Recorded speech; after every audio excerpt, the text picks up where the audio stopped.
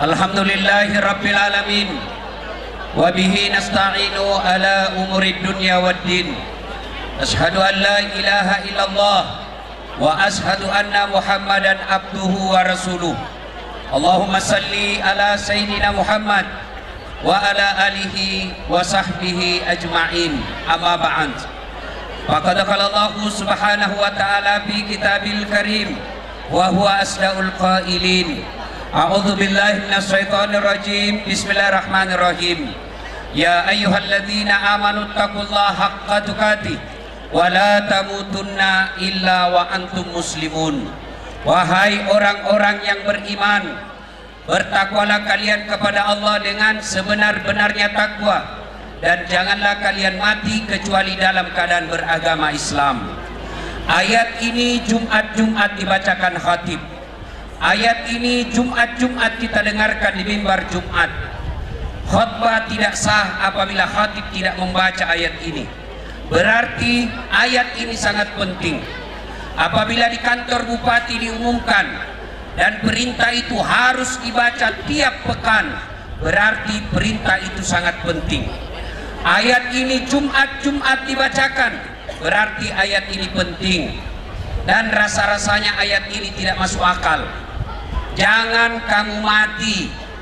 Berarti mati kau yang ngatur. Woi, jangan kau mati ya. Berarti mati mau-maumu. Biar mau mati, kalau tidak tiba saatnya tidak mati. Biar tidak mau mati, kalau tiba saatnya pasti mati. Ada ibu-ibu dia dapat suaminya selingkuh, maka dia mau bunuh diri. Dia ambil pisau, dia iris urat nadinya, ternyata pisau yang dipakai tumpul. Tidak jadi mati. Dapat lagi minggu depan selingkuh suaminya, dia minum racun, ternyata ketika dia minum buru-buru lebih banyak masuk di hidungnya daripada mulutnya, muntah, tidak jadi lagi mati. Ketiga kalinya selingkuh lagi suaminya, pisau gagal, racun gagal, dia lari ke belakang rumahnya, lompat masuk ke dalam sumur, ternyata musim kemarau, tidak jadi lagi mati.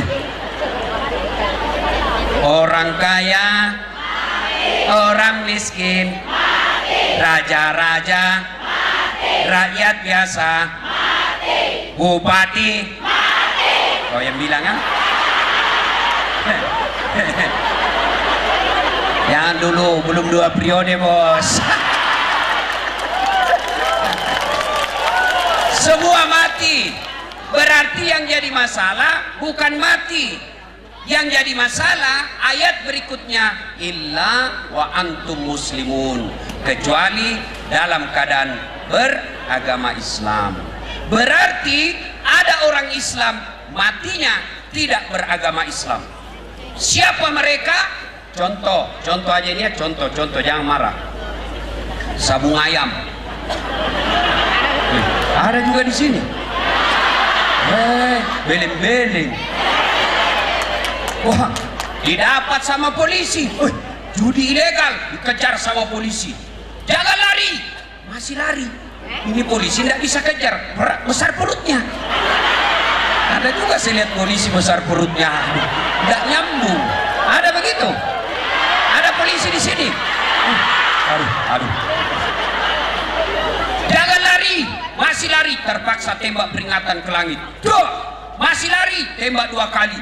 Masih lari, tembak ke langit 3 kali. Masih lari, terpaksa dilumpuhkan. Tembak kakinya. Tembak kakinya, kepalanya dikena. Saya tanya temanku, bagaimana ceritanya bos? Kepalanya kau tembak kena, kakinya kau tembak, kenapa kepalanya dikena? Nah jauhnya itu kaki dari kepala. Dia bilang soalnya waktu ditembak dia jongkok. Ini polisi film India, bukan polisi Indonesia ya. Anak sekolah buru-buru pergi sekolah. Kau melanggar, kau dah lihat ini rambu-rambu. Saya lihat pak. Kenapa kau langgar? Saya tidak lihat bapak. Kenapa kau tidak lihat saya? Soalnya bapak sembunyi di tikungan. Ini polisi film India, bukan polisi Indonesia. Ada polisi kita ada di sini, coba lihat. Alhamdulillah. Oi bu, oi, oi, oi. Jangan musuhi polisi. Kira enak hidupmu kalau tidak ada polisi? Saya kasih contoh. Rumahmu dirampok, hartamu yang puluhan tahun kau kumpul dirampok, suami dibunuh, anak gadis diperkosa, ibu lari ke polisi. Tolong Pak Polisi, kejar pelakunya, ini ciri-cirinya, tolong tangkap dia, kembalikan hartaku. Apa kata polisi? Mohon maaf, baru saja polisi bubar. Jangan musuh itu polisi. Hei cowok, hei anak muda, hei, kalau hilang motormu siapa kau cari? Hah? Makanya hilang motor siapa kau cari? Pak Imam. Udah ketemu motormu. Makanya jangan musuhi polisi. Pun kalau ada polisi yang minta-minta uang di jalan, itu polisi India, bukan polisi Indonesia, ya.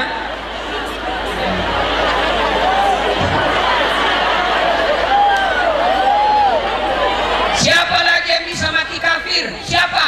Siapa? Mereka yang terima sogok ketika pilkada. Hancur kau dong. Termasuk anggota DPR yang terpilih karena nyogok.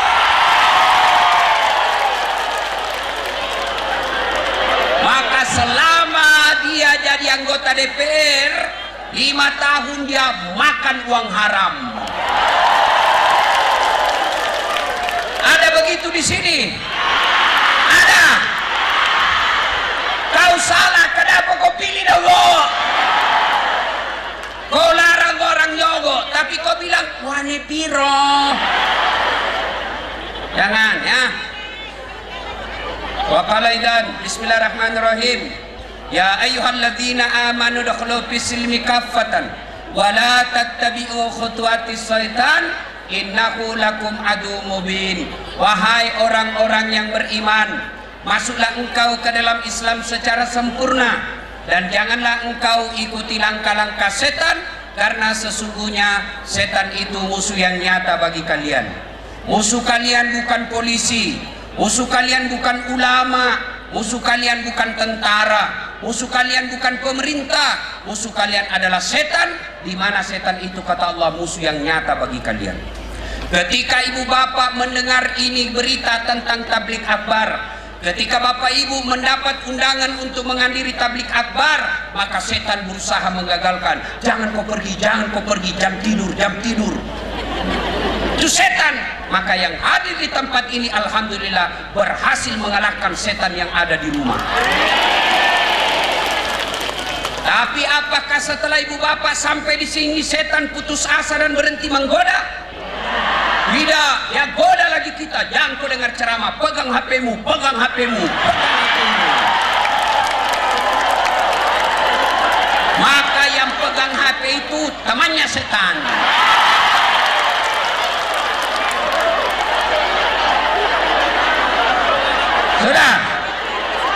Sudah dikasih tahu bahwa yang pegang HP temannya setan, masih dia pegang HP-nya, maka dia bukan temannya setan, tapi dia sudah jadi setan.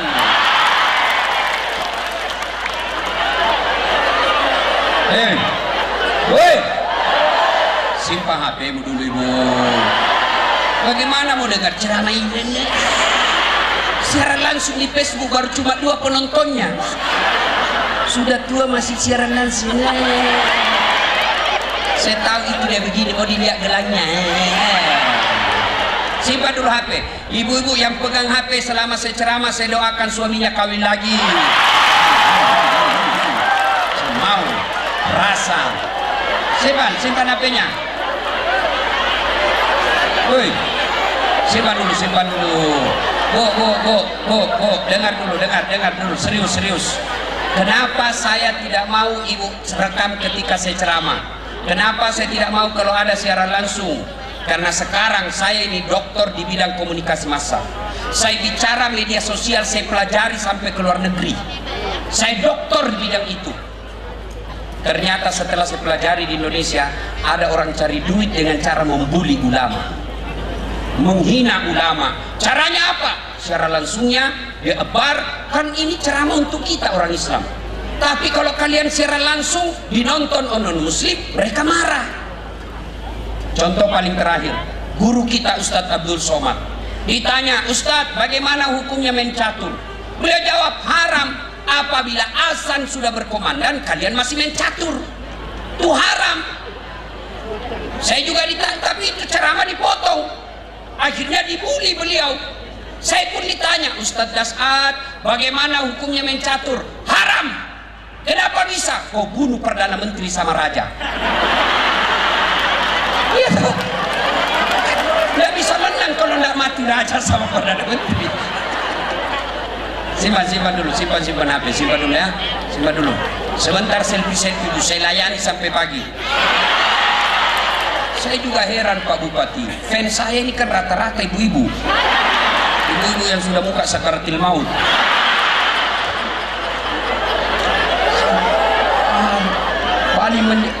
Kita capek keringatan, Ustadz selfie dulu Ustadz. Nah sini.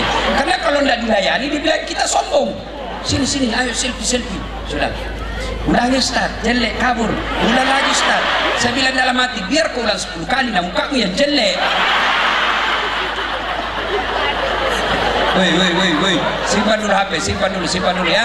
Simpan dulu. Bisa? Setuju? Setuju? Wa qala idzan bismillahirrahmanirrahim. Innallaha wa malaikatahu yusalluna 'alan ya ayyuhalladzina amanu sallu 'alaihi wa sallimu taslima. Sesungguhnya Allah dan para malaikatnya bersalawat kepada Rasulullah Muhammad sallallahu alaihi wasallam. Maka wahai orang-orang yang beriman, bersalawatlah kalian kepada Rasulullah dengan sebaik-baik solawat. Suatu ketika Nabi bersama malaikat Jibril. Tiba-tiba Nabi melihat ada malaikat 1 juta jari-jarinya. Ibu-ibu berapa jari-jarinya ibu? 10. Cacat dong, kan ada kakimu 20. Ini malaikat 1 juta jari-jarinya. Nabi kagum dan bertanya, Jibril, malaikat apa itu? Banyak betul jari-jarinya. Jibril menjawab, itu malaikat pencatat hujan. Dia mampu mencatat, iya. Nabi bertanya ke malaikat itu yang 1 juta jari-jarinya, wahai malaikat, apa kau mampu mencatat air ketika hujan? Ya, ku catat yang jatuh di gunung, ku catat yang jatuh di darat, ku catat yang jatuh di lautan, maka semua aku catat, tak setetes pun tidak aku catat. Lalu malaikat ini berkata, ya Muhammad, ada satu yang tidak mampu aku catat. Kenapa? Lebih banyak jumlahnya dari air hujan. Apa gerangan? Ketika umatmu berkumpul di Masjid Agung Kepahyang, lalu mereka bersalawat bareng-bareng kepadamu, aku tidak bisa mencatat betapa banyak pahala yang Allah turunkan di tempat ini. Makanya ketika kumpul seperti ini, banyak-banyak bersalawat karena pahalanya luar biasa. Maka ibu bapak, saya mau ajak kita bersalawat, tapi salawat yang baik. Ayat tadi, yusalluna ala nabi ya ayyuhalladzina amanu sallu alaihi wasallimu taslima. Bersalawat dengan sebaik-baik salawat. Jangan salawat sambil merokok. Salatul beleng-beleng. Salawat sambil merokok, jangan. Itu nyebut Nabi sambil merokok. Siapa yang ngajar kalian? Allah perintah puasa, Allah tidak puasa. Allah perintah haji, Allah tidak haji. Allah perintah syahadat, Allah tidak syahadat. Allah perintah kita salawat. Innallaha wa malaikatahu. Allah dan para malaikatnya bersalawat, dan salawatnya dengan sebaik-baik salawat. Maka tolong yang merokok jangan sambil salawat. Seandainya saya kepala dinas, maka saya akan berkata, yang akan saya terima pegawai yang tidak merokok. Tapi susah, kepala dinas juga merokok. Saya doakan yang merokok berhenti merokok, Pak. Saya kadang-kala ditanya jamaah, Ustadz, kenapa doaku tidak dikabulkan Allah? Bulan-bulan saya berdoa, Jumat-Jumat saya berdoa, kenapa doaku tidak dikabulkan? Salah satu sebabnya hubbi aklil haram, suka memakan makanan haram. Saya tanya, Bapak merokok? Iya Ustadz. Berapa bungkus satu hari? 1 bungkus. Berapa isinya? 16 batang. 16 kali Bapak berbuat haram satu hari. Bagaimana doamu dikabulkan?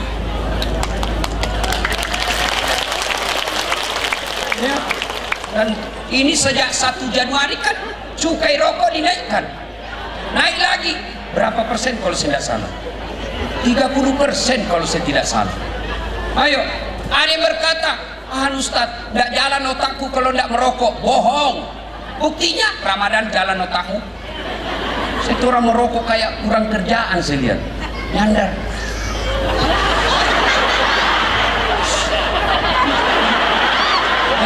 Belen-belen.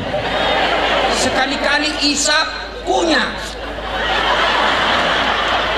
Jangan marah Pak ya, jangan marah Pak ya. Yang merokok jangan marah. Siapa suruh kau undang saya? Ibu-ibu mau suaminya berhenti merokok? Dengar jeritan hati para ibu. Ibu-ibu kalau suaminya berhenti merokok mau ngasih hadiah? Betul? Hadiah terbaik buat bapak-bapak poligami. Mau? Mau ibu? Oh langsung dia beli aja dia merokok Ustaz.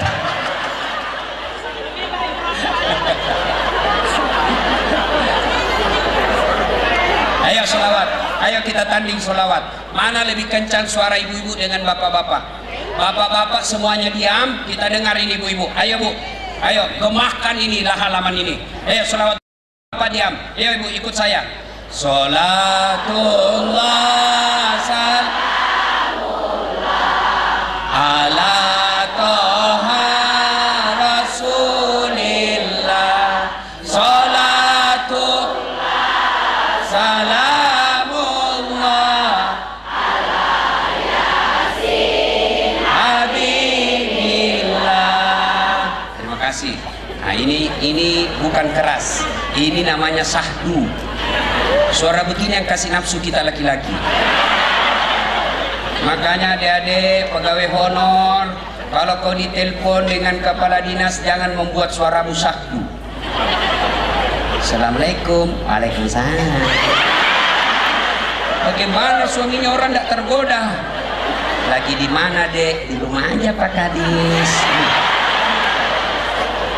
Lagi ngapain? Baring-baring dong. Bagaimana suaminya orang tidak selingkuh sama kamu? Yang tegas dong. Assalamualaikum. Waalaikumsalam.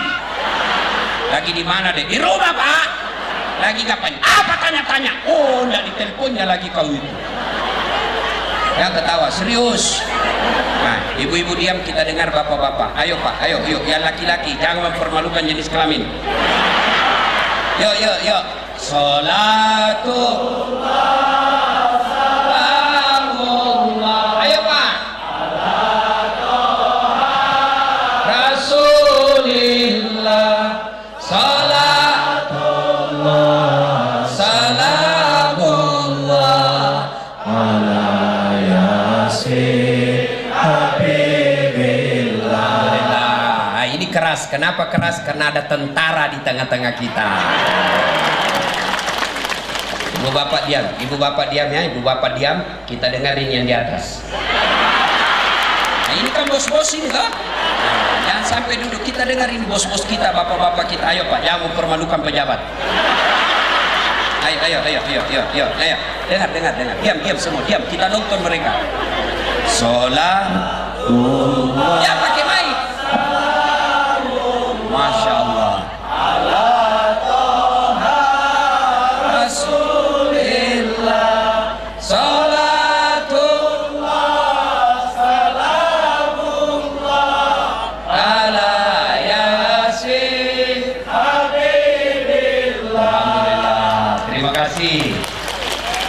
Ibu bapak, saudara-saudara sekalian teristimewa yang mengundang kita pada hari ini, Bapak Bupati Kabupaten Kepahyang, Bapak Wali Kota Kota Bengkulu, Bapak Wakil Bupati Bengkulu Tengah, Bapak Kapolres, Pak Dandim, Bapak Ketua Pengadilan, Kejaksaan, hadirin dan hadirat yang saya mohon maaf tidak bisa menyebut nama satu demi satu, di samping karena keterbatasan waktu, juga yang sejujurnya saya belum tahu namanya satu demi satu. Insya Allah dimuliakan dan dirahmati oleh Allah Subhanahu Wa Taala. Hari ini saya diundang untuk tablik akbar ulang tahun ke-16. Ini Pak Bupati ceramah keras-keras sedikit atau lembek-lembek? Hah? Gas. Oke, gas ya. Tenang, kita gas full hari ini. Ini kita kumpul. Nanti akhirat juga begini. Ini masih enak. Matahari teduh, ada atap. Tadi dikasih bungkusan begini. Meskipun ada sudah dikasih satu, dia bilang belum. Itu namanya ibu-ibu Columbus, kelompok ibu-ibu pembungkus. Hah? Alhamdulillah. Tapi nanti kata Nabi di padang mahsyar, matahari dari kepala, kata Nabi, seolah-olah panasnya tinggal 1 jengkal dari kepala. Dari Adam sampai kiamat dikumpul manusia berapa triliun waktu itu. Dan pada saat itu orang semua gelisah dengan amal-amalnya. Dan pada saat itu Nabi menjelaskan, ada orang nanti mukanya seperti tikus. Siapa muka tikus ya Rasulullah? Nabi menjelaskan, mereka ketika hidup amalnya, sifatnya, kelakuannya seperti tikus. Tahu sifat tikus? Suka ngambil barangnya orang. Kue disimpan baik-baik, dicuri sama tikus. Nasi ditutup rapat-rapat, digigitnya tutup nasi, dia curi kita punya nasi. Tikus. Maka orang-orang yang suka ngambil barang-barang di kantor nanti mukanya seperti tikus. Apa ibu? Apa? Maka kalau ada pergantian bupati, pergantian kepala dinas, rumah-rumah jabatan hilang gordennya, hilang kursinya, hilang piringnya, hilang AC-nya, maka penghuninya nanti seperti tikus. Maka bapak-bapak pegawai negeri yang pernah mengambil barang-barang kantor, kembalikan besok dalam rangka hari ulang tahun kabupaten kita. Anggota DPR yang pernah menilap uang-uang reses, tanda tangan palsu. Pernah dengar ceritanya anggota DPR di akhirat? Pernah? Oh, di akhirat nanti ada penghafal Quran. Masuk surga dia, ini penghafal Quran. Begitu masuk surga, dilihat, kenapa banyak anggota DPR di surga? Di negara saya banyak yang korupsi. Dia datang ke penjaga surga protes. Malaikat, kenapa ini banyak anggota DPR? Di negara saya banyak yang korupsi. Tangkap OTT. Kata anggota penjaga surga, malaikat, gak usah ribut. Kenapa? Ini cuma reses. Sebentar lagi kembali lagi ke neraka.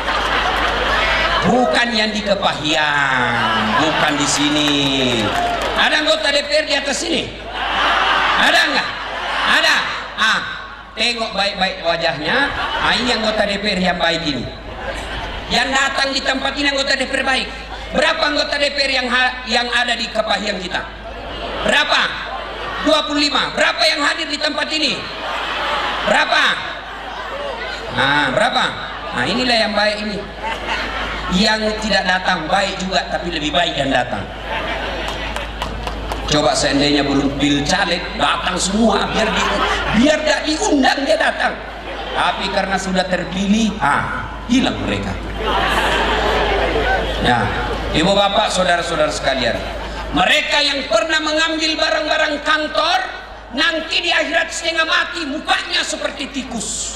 Dan repotnya lagi, barang yang dia pernah ambil disuruh pikul. Bayangkan, sambil nunggu, diantri kita satu demi satu, dipanggil satu demi satu. Bayangkan, panggil satu demi satu. Pernah ngantri bayar listrik? Pernah? Padahal ngantrinya paling cuma 50 orang. Ngantrinya kita masih dalam ruangan, ngantrinya masih ada beberapa loket. Kita sudah menderita. Bagaimana ngantri di padang mahsyar? Loketnya cuma satu. Manusia dari Adam sampai kiamat berapa triliun, matahari tinggal 1 jengkal dari kepala, dan kita dipanggil satu demi satu. Dan pada saat ngantri menunggu panggilan itu, maka mereka yang pernah mengambil barang-barang negara disuruh pikul apa yang pernah diambil. Meja bersih mengambil meja, ternyata bapak ini yang nggak. Maka hati-hati Pak, pegawai-pegawai negeri, kembalikan barang-barang yang pernah bapak ambil. Bapak-bapak dan kau mengambil tanah-tanahnya orang itu melalui pagarmu, kembalikan. Nah, ingat, jangankan mengambil tanah, pohon saja yang tangkainya menyeberang ke pagarnya tetangga, itu hak miliknya tetangga. Misal, ibu tanam mangga nih, lalu ibu tanam mangga, lalu tangkainya mangganya ibu nyebrang ke pagar tetangga, makanya nyebrang haknya tetangga, halal dia ambil. Mahasiswa saya langsung ngomong, Ustaz, bagaimana kalau istrinya tetangga menyeberang ke tanah? Bolehkah diambil itu, Ustaz? Oh, lain lagi kasusnya itu. Lalu kata Nabi, ada lagi yang nanti mukanya seperti ular. Siapa muka ular? Mereka yang suka sifatnya seperti ular. Apa sifat ular? Suka menjilat-jilat. Nah, ini siapa? Mereka banyaknya di kantor bupati. Di mana? Mereka yang suka cari-cari muka. Siapa? Amat. Kampungan. Ini biasa, ini pegawai-pegawai ini. Biar salah, siapa buat ini? Siapa? Ini yang mental-mental ABS, asal bapak senang. Pak Bupati, ketahuilah, orang-orang yang berada di sekeliling bapak belum tentu niatnya baik. Pak Wali Kota, percayalah, tidak semua orang yang berada di samping bapak baik. Mereka baiknya hanya palsu, yang mereka harapkan apa? Dapat penunjukan langsung proyek. Dan biasanya yang banyak dekati bupati itu kontraktor. Maka Pak Bupati, agar bapak terhindar dari orang-orang yang suka cari muka, setiap bapak jabat tangan baca perlindungan kepada Allah atas godaan setan. Bagaimana caranya? A'udzubillahi minasyaitonirrajim. Saya berlindung kepada Allah dari segala godaan setan yang tertutup. Coba bapak amalkan itu. Biasakan yang menyelilingi bupati itu kan kontraktor. Ada kontraktor di sini? Ada? Pernah dengar ceritanya kontraktor di akhirat, Ibu? Pernah? Nah, jadi nanti penghuni sorga dan penghuni neraka berdiskusi. Kata penghuni neraka, "Woi, Mas Bro, bagaimana kabarmu di sorga?" Masya Allah, alhamdulillah, enak betul di sini di sorga. 1 laki-laki, 7 bidadari, 7 bidadari, Bu, 7 Pak. Dan itu bidadari perawan terus, tidak pernah kentut. Tidak seperti ibu-ibu di rumah 7 kali kentut 1 hari. Ini bidadari 7 perawan terus. Maka bapak-bapak yang tidak berani poligami, tenang Pak, nanti di akhirat bapak disiapkan 7 bidadari. Tiba-tiba ada ibu-ibu yang datang, Ustaz, betulkah nanti itu 1 laki-laki 7 bidadari? Betul. Jadi suamiku juga nanti ada bidadarinya. Iya Bu, kalau dia masuk surga 7 bidadari. Lalu dia bilang, Ustaz, bolehkah saya berdoa? Ah, bolehlah. Doanya mau apa Ibu? Ya Allah, tak perlu kau berikan suamiku bidadari, cukuplah aku bidadarinya dunia sampai di akhirat. Sini kau dulu Ibu. Kau ini kau sudah siksa suamimu di dunia, kau mau lanjut lagi di akhirat.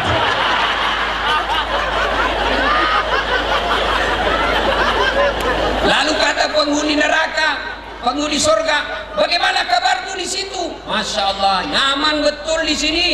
Tidak ada enaknya di neraka, hancur kita. Lalu penghuni neraka berkata, bolehkah kami jalan-jalan ke situ? Dia bilang, boleh, sinilah kau. Bagaimana caranya? Ah, gampang. Kami bikin jembatan dari neraka, kau juga bikin jembatan dari surga. Kita ketemu di tengah. Setuju? Setuju. Dalam proyek. Keluar pemenang tender. Waktu pekerjaan 3 hari. Hari pertama, jembatan dari surga, dari neraka sudah selesai 50%. Hari kedua selesai 70%. Hari ketiga tuntas, efektif dan efisien. Selesai. Begitu sampai di tengah, ini jembatan dari neraka, dia lihat, kenapa jembatan dari surga belum mulai?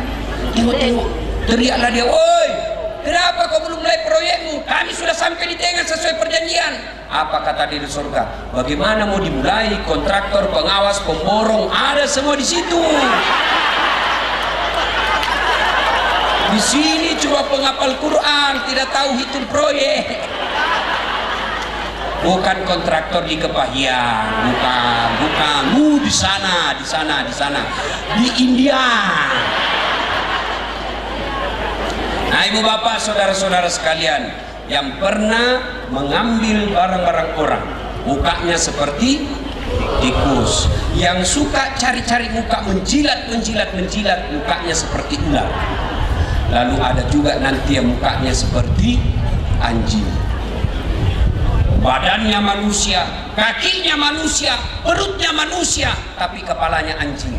Lalu Nabi bertanya kepada Jibril, "Ya Jibril, siapa pula itu?" Jibril menjawab, "Itu umatmu yang suka menyogok dan disogok."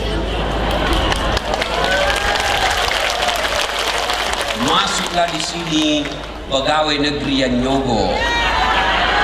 Masuk pegawai negeri yang nyogok, demi Allah, sampai pensiun gaji-gajinya dia makan gaji haram. Maka jangan heran ketika jadi pegawai nyogok 400 juta, nyogok 500 juta, sampai kau pensiun kau tidak bisa kembalikan uang 500 juta. Mana bisa? Gaji 3 juta, 4 juta 1 bulan, mana bisa kembali? Mana ada? Nah, saya juga heran kalau orang terlalu menggebu-gebu bersemangat jadi pegawai, nyogok untuk pegawai negeri. Apa hebatnya itu pegawai negeri? Coba, mana ada pegawai negeri tidak ada utangnya di koperasi?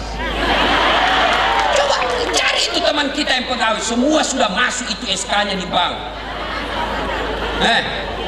Itu pegawai negeri katanya itu kan tanggal 1 sampai tanggal 10 makannya apa? Sari lauk. Tanggal 11 sampai tanggal 20 turun sedikit, sarini. Tanggal 21 sampai 30 turun sekali apa? Saridon. Obat sakit kepala. Habis uang belum lunas cicilan. Gali lubang, tutup lubang. Saya ditanya, "Ustadz, kau juga pegawai?" "Iya, gaji saya 9 koma." Artinya apa? Tanggal 9 sudah koma. Ayo. Maka ibu bapak jangan nyogok. Bu, anak disekolahkan tinggi-tinggi, mau jadi pegawai, jangan nyogok. Anggota DPR mau terpilih, jangan nyogok. Pak Bupati mau terpilih, jangan nyogok. Jangan nyogok. Saya, orang bilang, "Ustadz, tidak bisa jadi pegawai kalau tidak nyogok." Siapa bilang? Saya jadi pegawai negeri, adik saya, kakak saya, semua jadi pegawai, tidak ada yang nyogok. Siapa yang kita sogok? Allah Subhanahu wa ta'ala. Gimana caranya, Ustaz? You bangun, bapak ibu bangun sholat hajat namanya. Minta kepada Allah, kalau Allah yang kabulkan. Kecil kekuatan bupati. Cuma ketika anak kita mendaftar, langsung kita tanya, "Mana rumahnya kepala dinas? Siapa yang dekat sama bupati ya? Ibu bupati." Percaya, biar Pak Bupati senang sama kalian. Kalau Allah tidak kabulkan doa, tidak jadi. Biar Pak Bupati senang sama Bapak Ibu. Kalau istrinya Bupati tidak senang, tidak jalan. Iya. Maka daripada ibu nyogok, lebih minta pertolongan kepada Allah. Minta berdoa kepada Allah. Ya Allah, saya sudah sekolahkan anak saya ya Allah. Saya sudah jualkan sawah warisan dari ibu saya ya Allah. Harta kekayaan saya habis untuk sekolahkan anak saya ya Allah. Mudah-mudahan anakku bisa jadi pejabat. Mudah-mudahan anakku bisa jadi pegawai. Engkau larang saya menyogok. Engkau larang saya cari muka. Engkau larang saya meminta kepada kecuali Engkau kepadamu ya Allah. Saya datang kepadamu malam ini. Minta ya Allah, kabulkan doaku. Tiap malam ibu 40 malam berturut-turut ibu menetes air matanya. Masa Allah tidak kabulkan doanya? Saya sudah berdoa Ustaz. Betul ibu berdoa, tapi kadang-kala ibu berdoa di Facebook, berdoa di WhatsApp. Siapa yang ngajar berdoa di status? Sibuknya itu Tuhan mau baca statusmu. Ya Allah lindungi suamiku. Ya Allah murahkan rezekinya. Prek. Beli. Saya sudah berdoa Ustaz. Tengah malam selesai sholat saya berdoa. Betul ibu berdoa, tapi apa yang ibu baca ibu tidak tahu maknanya. Akhirnya ibu, malaikat bingung, lain di mulut, lain di hati. Ini malaikat apa? Sudah ibu ini, lain di bibir, lain di hati. Bu, saya mau tahu, saya mau aja ibu. Mau ibu, supaya cepat kaya, saya ajarkan doa. Pendek sekali, mau cepat kaya bu? Mau? Saya ajarkan doanya, ikut sama-sama. Bismillahirrahmanirrahim. Allahumma barik lana bima rasaktana wa qina azaban nar. Bisa ibu? Nah ini namanya lain di mulut, lain di hati. Ibu mau cepat kaya tapi doa makan yang ibu baca. Maka berdoa tidak harus pakai bahasa Arab.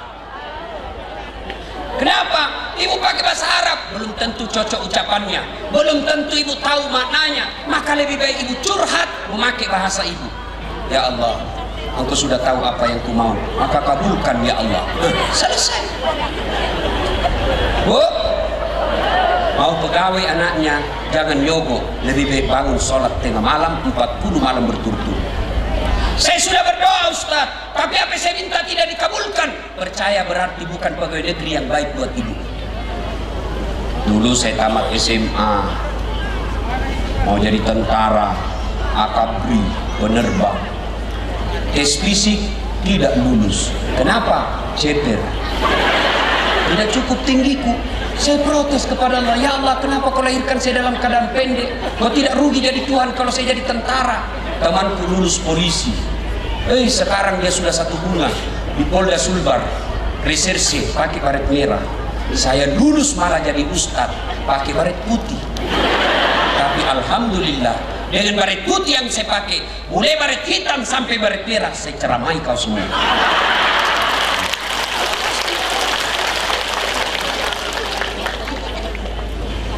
Tamat itu saya berdoa lagi, mudah-mudahan jadi dokter. 3 tahun berturut-turut saya ikut UMPTN. Saya sholat tahajud 40 malam berturut-turut. Saya nasar puasa 7 hari kalau lulus. Ibu bapak saya doakan saya ikut bimbingan tes. Tamat SMA saya juara umum 2 di sekolah saya. Saya berdoa, begitu tes tidak lulus. Tahun depan ikut tes tidak lulus lagi. Tahun depannya lagi 3 kali ikut tes tidak lulus. Saya protes, ya Allah, kenapa kau tidak jadikan saya dokter? Ternyata saya tahu jawabannya karena saya lulus di Sospol.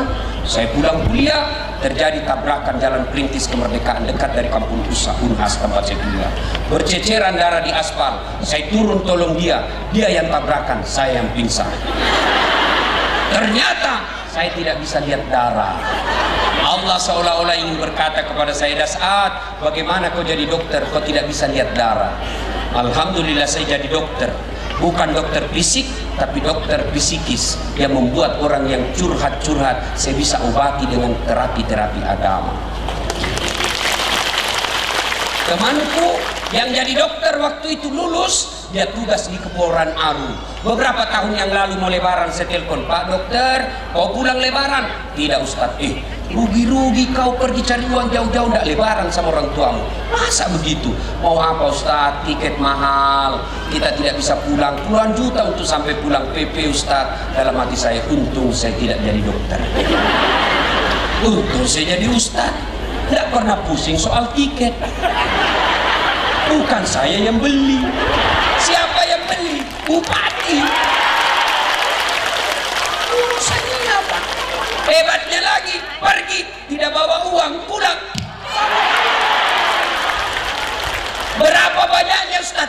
Tergantung yang beli. Kalau dia baik-baik, banyak-banyak lagi. Kalau dia pelit, sedikit lagi. Tidak ada masalah. Itu enaknya. Iya kan? Ayo. Maka ibu berdoa, kalau tidak dikabulkan jangan sangka buruk. Berarti bukan itu. Para saudara-saudaraku yang pegawai negeri sipil, dan kau nyogok untuk naik pangkat, dan kau cari-cari muka naik pangkat. Hargai dirimu. Allah telah melahirkan kalian menjadi manusia yang mulia. Saya kadang-kala heran lihat pejabat di depan bupati, bupatinya masih muda, bupatinya masih junior, senior dia ngomong sama bupatinya kayak tidak punya harga diri. Iya Pak, ada anaknya, ada istrinya. Rasanya itu anak kita merasa, ih kasihannya bapak saya kok begini, hilang harga dirinya. Iya Pak, dongo. Ya, tidak usah cari muka. Allah sudah kasih kalian muka. You berdoa kepada Allah. Kalau Allah yang kabulkan doamu, tidak mustahil di sisi Allah. Lalu Nabi lagi melihat, ada lagi dilihat. Siapa yang Nabi lihat?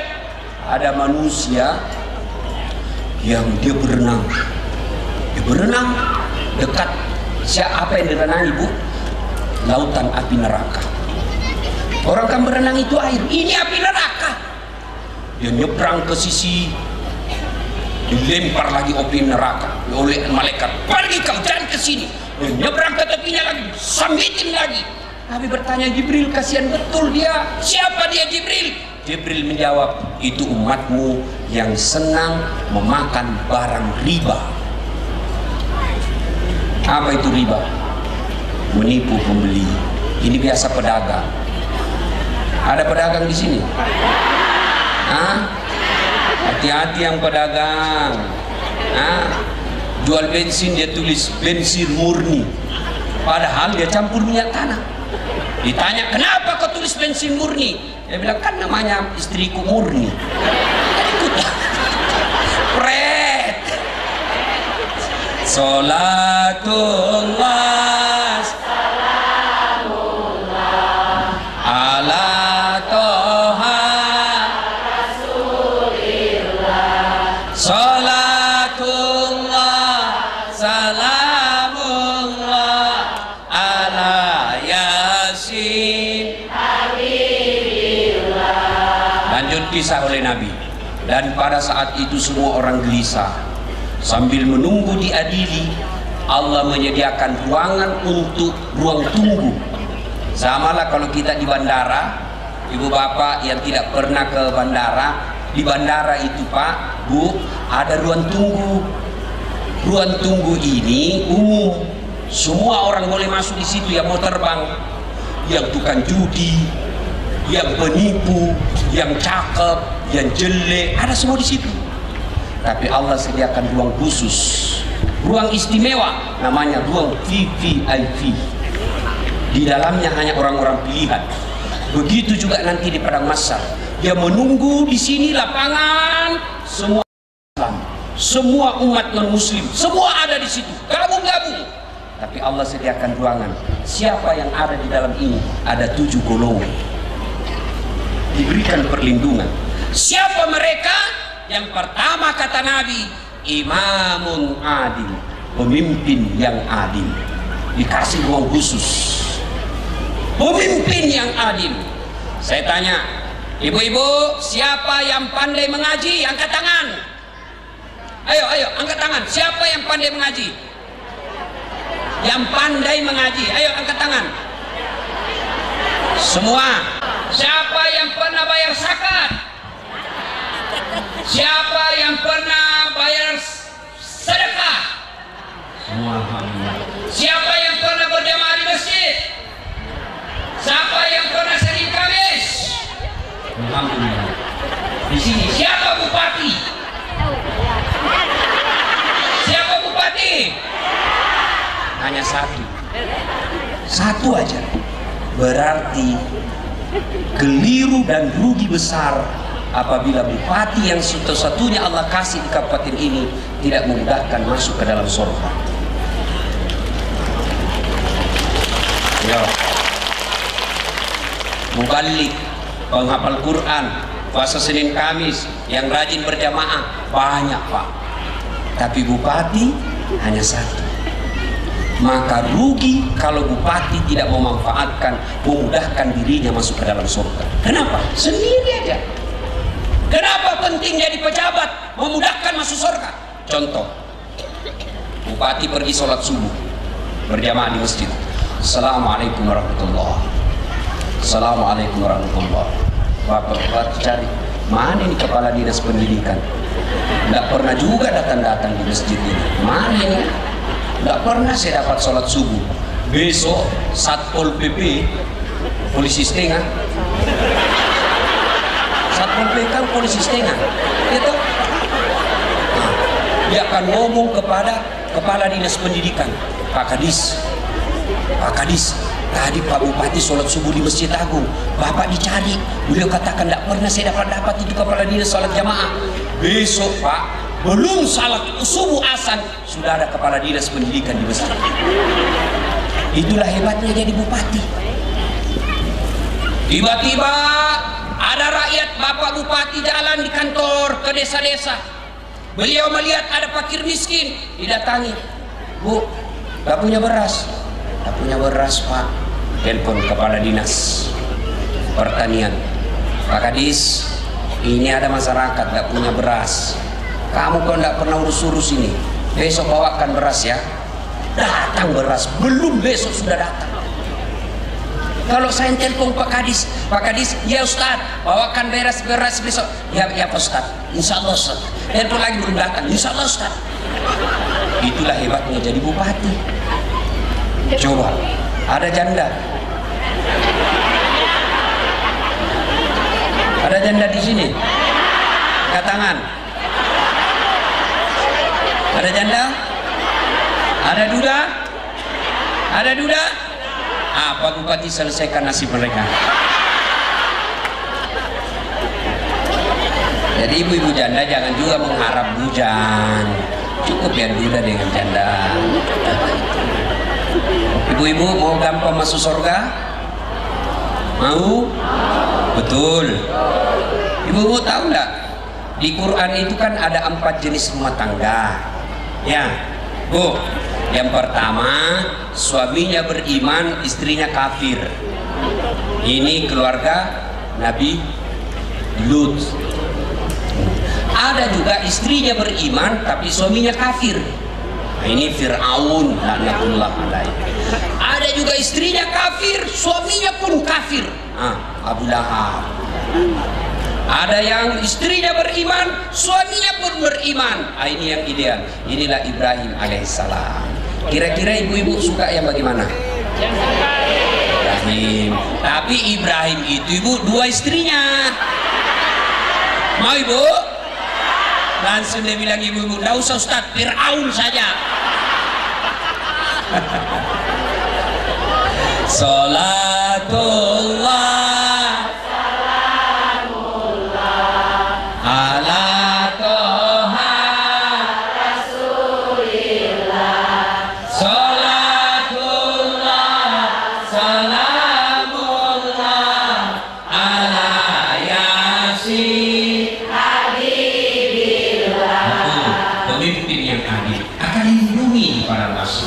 maka rugi bagi mereka yang dijadikan kepala dinas, mereka yang dijadikan bupati, mereka yang jadi anggota DPR, menjadi Kapolres, menjadi Dandim, menjadi Kejati, lalu tidak memudahkan dirinya masuk surga. Maka ibaratnya Allah sudah kasih kalian permen, tapi permen itu Bapak tidak ambil.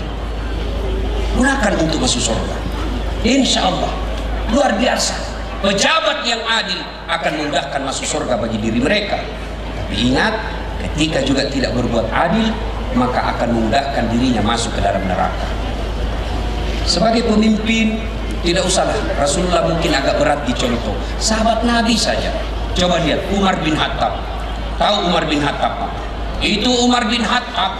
Dengar ini, Umar bin Khattab. Datang kamu, lagi ngitung-ngitung duit. Tiba-tiba datang kamu.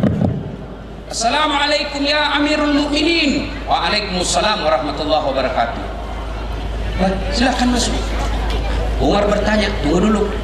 Sebelum kita lanjut cerita, saya mau tanya kau datang ketemu saya sebagai Umar pribadi atau Umar sebagai Amirul Mukminin presiden?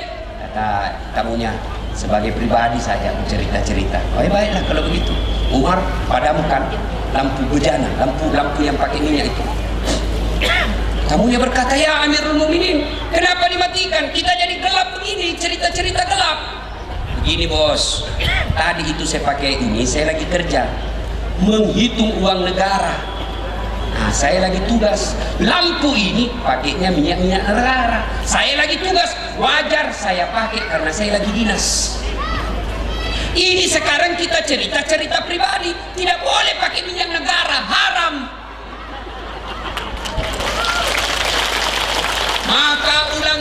ke-16 Kepahyang ini, kita berharap pegawai-pegawai negeri jangan pernah memakai fasilitas negara untuk kepentingan pribadi. Jangan sampai ada plat merah dipakai ngundang pengantin.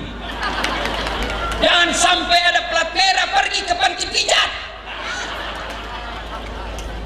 Bilang mahasiswa saya, memang tidak ada Ustaz, karena dia ganti platnya. Ada juga yang lebih licik itu. Maka kalau pegawai-pegawai negeri, pejabat-pejabat kita yang ada di Kepahyang ini tidak menggunakan fasilitas negara untuk kepentingan pribadinya, maka rakyat akan menjadi tenang. Mardin Hatta lagi busukan, pergi ke tempat pengembalaan di Madinah. Umar melihat, kenapa ada onta gemuk sendiri? Kok onta itu besar sendiri? Siapa itu? Siapa punya itu? Miliknya Abdullah. Abdullah siapa? Abdullah bin Umar, anak saya. Iya, panggil Abdullah. Anggaplah kira-kira kepala dinas peternakan. Kepala dinas peternakan panggil anak saya.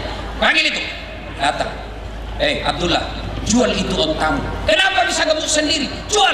Ambil modalmu. Berapa kau belikan dulu? Lebihnya itu balikan, masukkan kas negara. Kenapa Pak? Tidak boleh. Saya pelihara dengan sportif. Kau pelihara memang sportif, tapi kau diberikan perlakuan khusus sehingga kambingmu, ontamu besar sendiri dikasih makanan khusus. Kenapa? Karena kau orang pikir kau anak presiden, maka kau diperlakukan khusus. Maka tidak boleh ada nepotisme di kabupaten ini.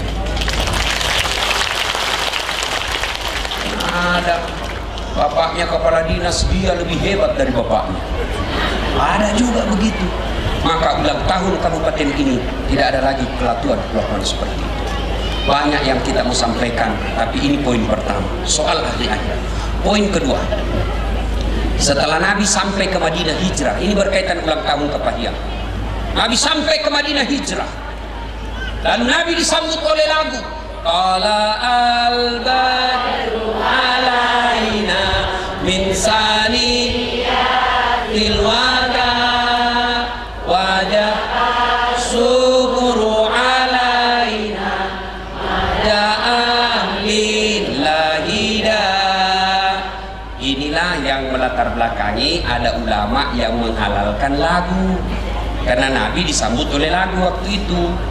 Nah, sekarang ada anak-anak belajar agama, rasa-rasanya hanya dia mau masuk surga. Ada kan begitu? Semua haram, lagu haram, dengar musik haram. Lagu itu tergantung jenisnya.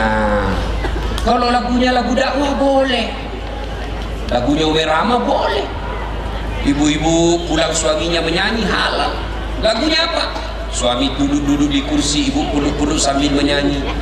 Bila kamu di sisiku, hati rasa syahdu. Boleh kalau lagu begitu, menangkan hati suami.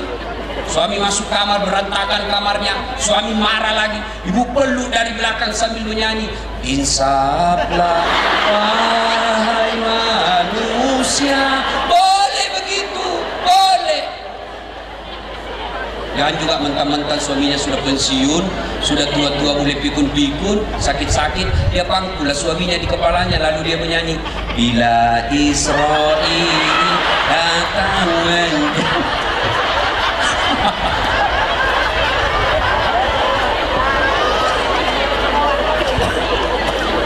kalau lagu dakwah, katakan Tuhan itu satu, boleh.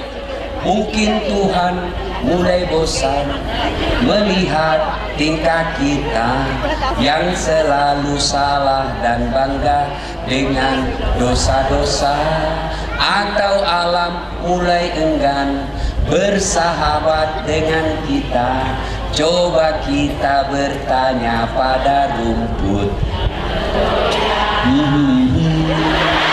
Boleh kalau lagu begitu, boleh. Ibu-ibu lagu-lagunya kan dulu yang begitu. Iya tak?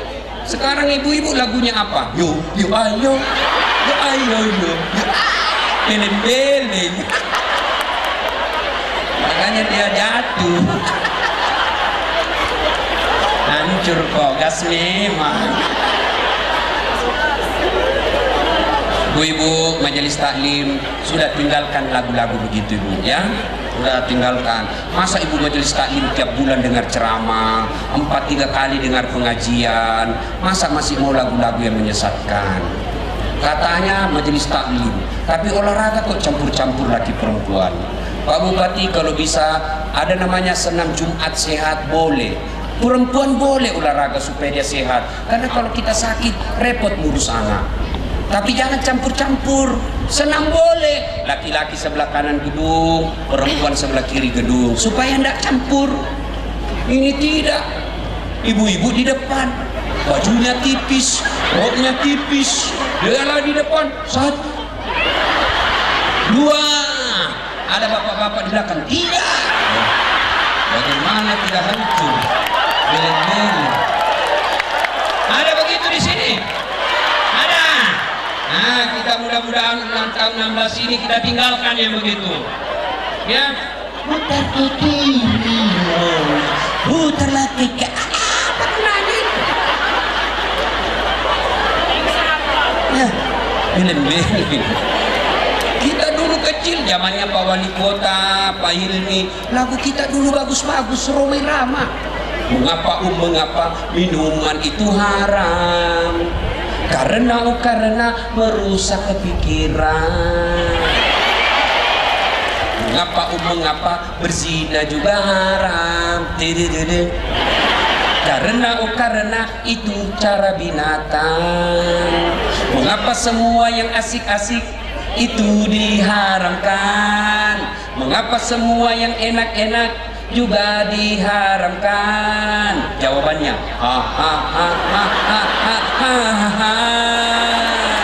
itulah perangkap setan, umpannya ialah bermacam-macam kesenangan.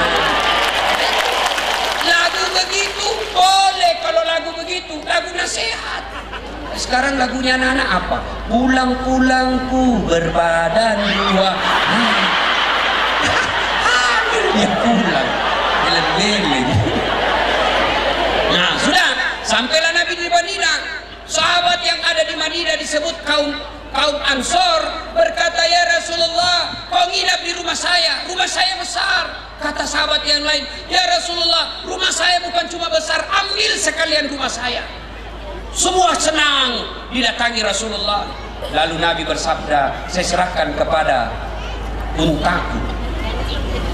Lalu unta beliau jalan-jalan, lalu beliau duduk. Setelah itu beliau membangun Masjid Kuba. Sekarang ini, maka pertama kali yang dibangun oleh Nabi, masjid. Pak Bupati, kalau mau makmur negara kita ini, mau makmur kita punya kabupaten ini, tidak ada pilihan, makmurkan masjid.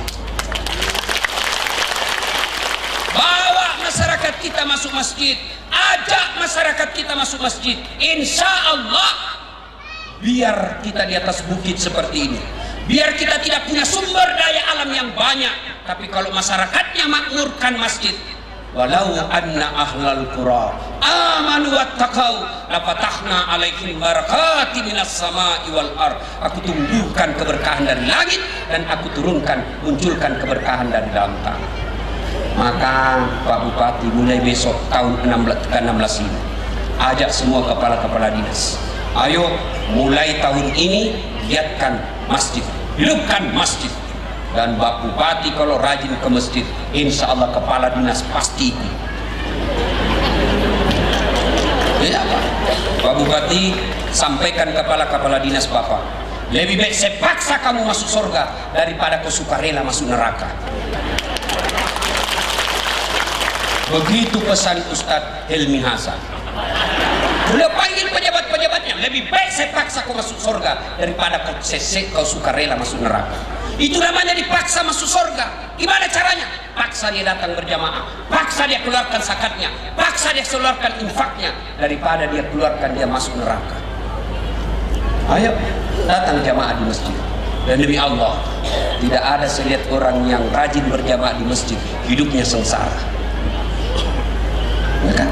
Ayo, cuma yang membuat kita kadang-kala malas datang berjamaah di masjid. Kenapa orang malas berjamaah ke masjid? Satu,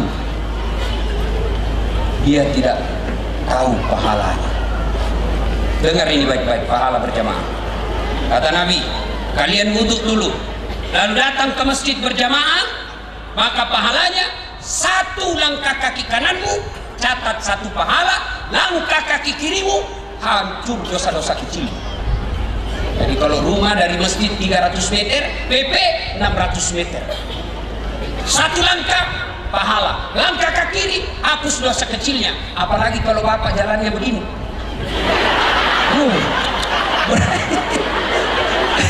Berapa langkah kaki itu? Masya Allah. Apalagi kalau bapak begitu sampai masjid, keliling lagi dulu ke pasar, pergi lagi ke sana lagi, sampai berapa langkah kaki didapat.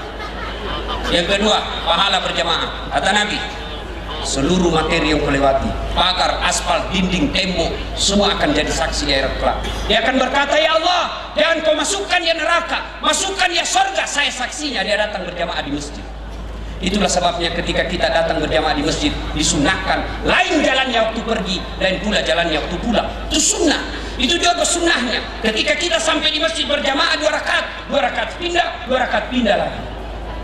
Jangan juga salah paham, mentang-mentang sudah dengar ini, masjid di sana dia ke sana dulu, Bengkulu tengah dulu, baru pulang lagi ke sini. Selesai sholat orang baru datang dong. Yang ketiga, keutamaan berjamaah. Apalagi kata Nabi, kalau gerimis, kalau hujan, atau kena debu bajumu ketika kau masjid, itulah nanti bajumu yang kena debu, bajumu yang kena air hujan akan melindungi kalian agar tidak disentuh api neraka. Jadi kalau hujan, bapak ke masjid tidak usah cemas, yang basah bajunya itu melindungi api neraka. Dan juga salah paham, mentang-mentang sudah dengar begini, dia tunggu hujan keras. Begitu hujan keras dia buang payungnya, itu beleng-beleng namanya itu. Nah, apalagi keutamaan berjamaah di masjid, ada disebut doa bersama. Mungkin bapak ibu tidak tahu berdoa, mungkin bapak ibu banyak dosanya, doanya sampai susah diijabah Allah, tapi di dalamnya ada anak yatim, di dalamnya ada fakir miskin, di dalamnya ada orang yang teraniaya. Ustadz baca doa, orang yang di dalam mengatakan amin, maka semua orang yang ada dalam doanya dikabulkan. Itulah sebabnya selalu saya anjurkan Pak Imam kalau baca doa, kasih dengar doanya, dan usahakan baca doa yang umumnya orang hafal. Karena kadang-kala ada imam yang kita berdoa, kita tidak tahu apa dia minta, kita tinggal minta saja di belakang, amin, amin, amin, amin. Berjelas bos, siapa tahu yang jadi imam anak muda, ya Allah berikan kami jodoh. Dia bilang bapak di belakang, amin. Karena sudah ada istrinya pun di belakang mengatakan amin. Ibu kabelkan suaminya kali lagi. Yang ketiga, penyebab orang malas datang berjamaah ke masjid. Yang kedua apa? Karena dia tidak lihat pahalanya. Coba kalau Pak Wali Kota, Pak Bupati umumkan di tempat ini, siapa yang datang berjamaah sholat subuh diberikan pembeli pulsa 200.000, beras 50 kilo. Saya yakin jam 5 sholat subuh, jam 10 malam sudah penuh masjid. Padahal kata Nabi, kalau kalian lihat pahala sholat jamaah subuh, kalau kalian tahu dan lihat pahalanya itu, maka kalian akan datang ke masjid walaupun kalian akan merangkak besarnya pahala berjamaah. Yang ketiga, yang menyebabkan orang malas datang berjamaah ke masjid, manajemen masjid tidak bagus. Ada masjid saya bikin di kampung saya Pak, cantik, imamnya penghafal Quran, saya gaji layaknya pegawai negeri, muadzinnya saya seleksi azan, setelah juara satunya saya gaji layaknya pegawai negeri untuk azan 5 kali sehari semalam, penceramanya belum ceramah sudah saya kasih honornya dan saya tentukan judulnya. Kemudian sound sistemnya bagus, karpetnya empuk. Saya bilang cari karpet paling bagus karena ini kau pakai sujud menghadap kepada Allah. Kenapa bajumu mahal, karpetmu murah? Pakai yang karpet yang mahal. Sound sistemnya bagus. Akhirnya apa? Orang rajin datang ke masjid. Malah masjid itu dijadikan kayak tempat wisata karena bagus. Ini bagaimana orang ke masjid? Yang asal orang tua sudah pensiun, penyakit asma lagi.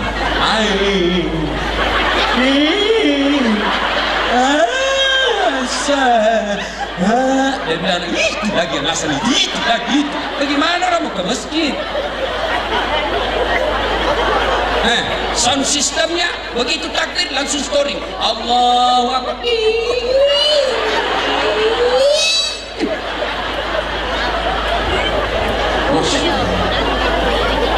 Penceramanya mulai salam pertama sampai terakhir neraka aja terus dia cerita. Maka kau akan dimasukkan ke dalam neraka, ditusuk pantatmu, digunting lidahmu, ditusuk matamu. Dia bilang, tidak usah pimus dia. Di rumah kita diomeli istri, di kantor kita dimarahi komandan, sampai di masjid muda ada apa pencerahan neraka jadi cerita. Apa enaknya hidup ini?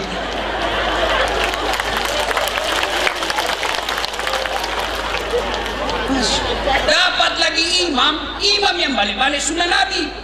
Nabi katakan, kalau kau jadi imam, ringkaskan bacaan sholatmu sunnah. Itu Nabi katakan, ringkaskan. Itulah sebabnya sunnah ketika imam sebelum angkat takbir balik ke belakang dulu, balik dulu ke belakang. Tujuannya apa? Kita mau lihat siapa pasukan kita. Siapa tahu banyak pensiun, asam urat. Kau siksa kalau lama berdiri. Naik lagi.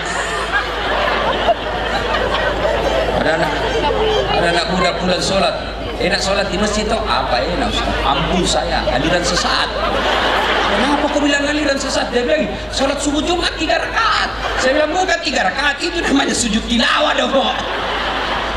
Maka itu imam kalau kau mau sujud tilawah, jelaskan dulu sama makmum. Malam ini malam Jumat kita sujud tilawah membaca surah As-Sajdah, di ayat ke ini kita sujud. Jelaskan. Jangan yang panjang-panjang. Yang kedua kata Nabi, baca. Jadi di belakang kenapa diungkaskan? Barangkali ada ibu-ibu yang mau sekali kentut.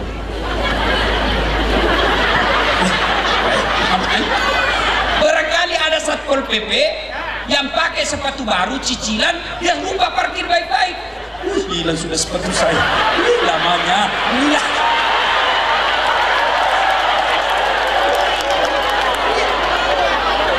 Iya. Barangkali ada remaja masjid yang dia lupa cabut kunci motornya. Dia lupa di kuncinya sudah rakaat pertama baru. Wih, motor mati. Pasti tidak khusyuk lagi kau sholat. Itulah sebabnya dikatakan ringkaskan. Yang kedua kata Nabi, kalau kau jadi imam, dengar baik-baik ini para imam. Kalau kau jadi imam, baca yang umumnya orang hafal. Tujuannya apa? Satu, supaya orang bisa khusyuk mengikuti. Coba kalau imam membaca wadduha, kita bisa ikut. Imam membaca watin, kita bisa ikut. Kenapa? Kita hafal. Tapi begitu imam membaca surah Al-Baqarah ayat 10 sampai 102, dia khusyuk dengan bacaannya, kita khusyuk dengan hayalan. Kita mau ikut, tidak dihafal, kita mau sujud, belum selesai terpaksa dibaca semua pengumuman di dinding. Keadaan keuangan masjid, pengeluaran. Ayo. Selesai dibaca itu pengumuman satu tripleks, belum selesai Pak Imam, dibaca lagi kalender. Persatuan Guru Republik Indonesia cabang Kabupaten Kebahian. Belum juga selesai dibaca lagi bajunya orang, caleg DPR RI.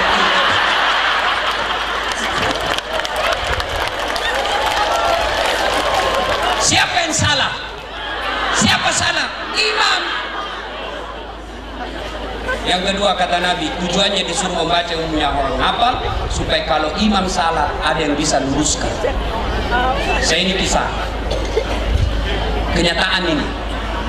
Waktu saya belum jadi ustadz KKN, belum aku tahu saya teman saya, ada teman saya fakultas teknik, dia pakai baju gamis, baju koko.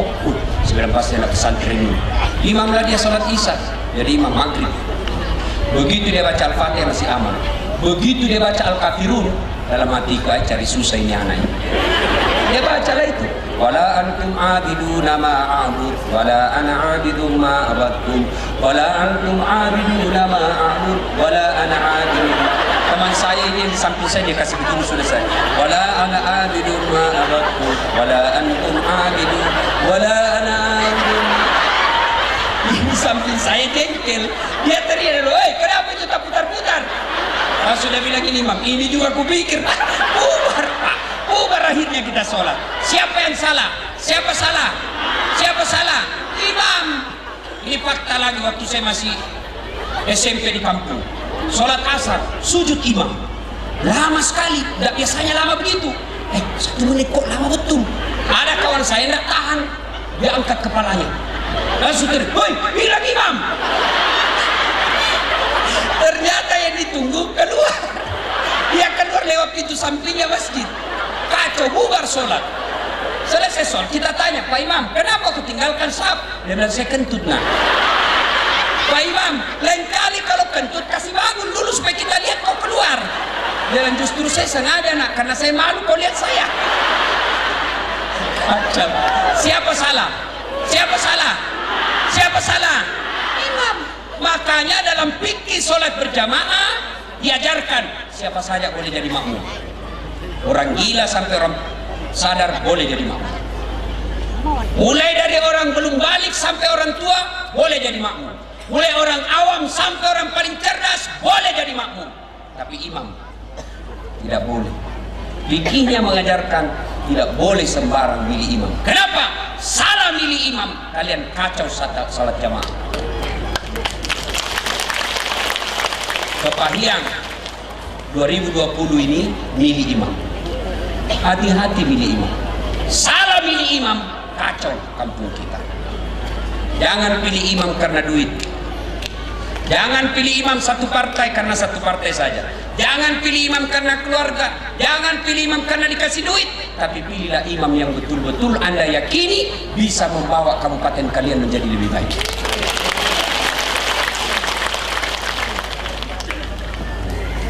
Kata imam, fikihnya berjamaah. 1, kata Nabi, pilih yang bagus bacaannya, berarti cerdas.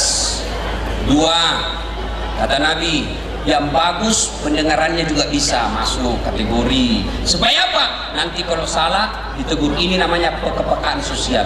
Nah, di sini saya senain Pak Bupati.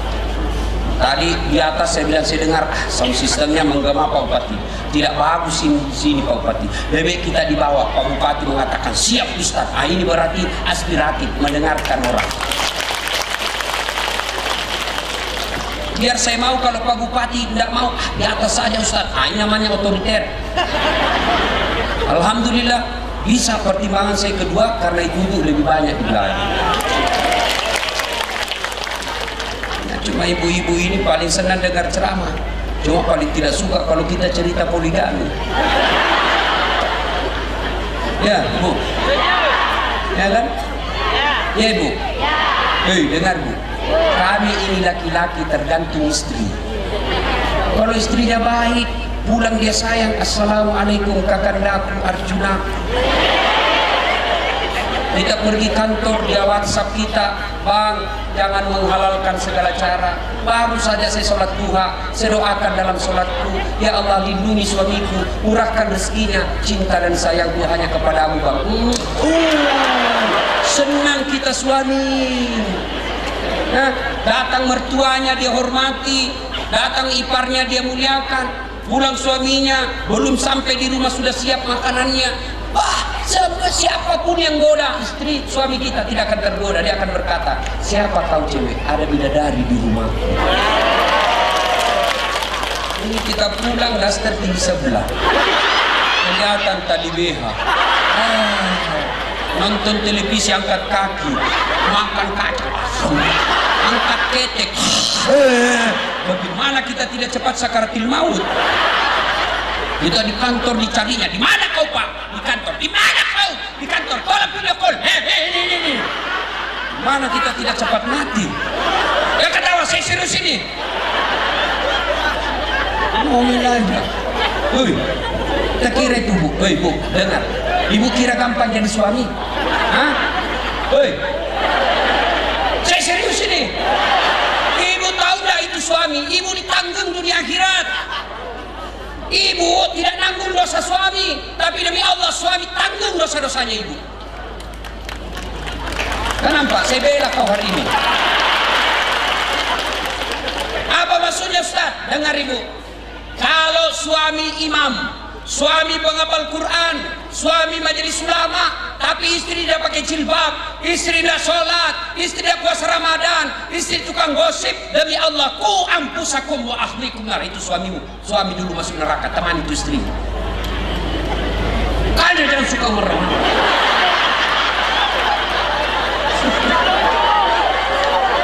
Ibu, sebaliknya, suaminya tukang gosip, suaminya penipu, suaminya koruptor, suaminya pengedar narkoba, suaminya pezina, suaminya tukang judi, suaminya pemabuk, istrinya soleha dan taat agama. Tidak ada urusan dengan suamimu. Bahkan Nabi katakan tadkhulul jannata bisalam. Ibu, kau masuk surga dengan pilihan mana kau suka.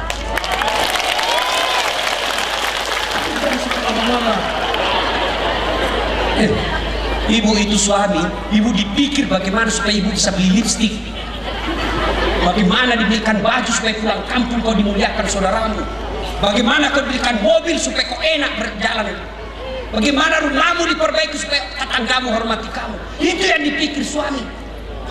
Mana pernah ibu pikir bagaimana supaya belikan motor mobil suamiku. Dia ketawa.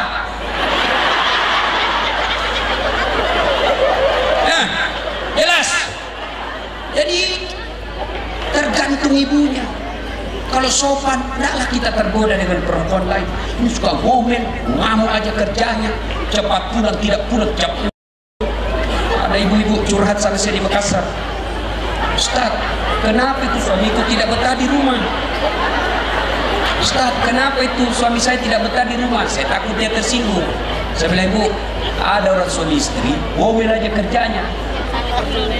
Terus ini akhirnya suaminya bawa belanja-belanja, dibelikanlah berlian. Selesai dibelikan berlian, senanglah istrinya.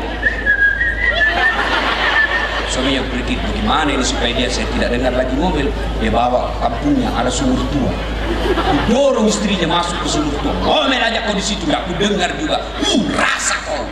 1 jam kemudian tiba-tiba dari dalam sumur ada makhluk tinggi besar hitam keluar. Kaget suaminya, siapa kamu? Sayalah penghuni sumur ini. Saya sudah 400 tahun dalam sumur ini. Ada perempuan di dalam ini. Baru 1 jam mobil aja kerjanya di dalam. Oh, nak betah saya, lebih saya lari. Jangan ditipu. Jelas. Salatullah ala toha rasulillah. Salatullah salamullah ala yasin habibillah. Tawassalna bismillah wa bil hadi rasulillah wa kulli mujahidin lillah bi ahli ya Allah. Terima kasih Ibu Bapak. Lama sekali kita ingin masih lama ingin berlama-lama di tempat ini, tapi bukan laki-laki pemuas. Mati muda saya kalau saya kasih puas ini semua. Terus lanjutkan. Yang lanjutkan Pak Bupati. Saya bukan calon bupati, benar lanjutkan. Jangan saya ya. Saya senang ada bupati yang mengundang datang ceramah. Alhamdulillah ya. Pak Bupati jika boleh berbagi ilmu lah dengan Pak Wali Kota Bengkulu. Terpilih 2 kali dengan biaya tidak terlalu banyak. Dengan cara apa? Beliau makmurkan ke masjid. Demi Allah, pejabat kalau rajin datang ke masjid, insya Allah Allah mudahkan kemudahan baginya.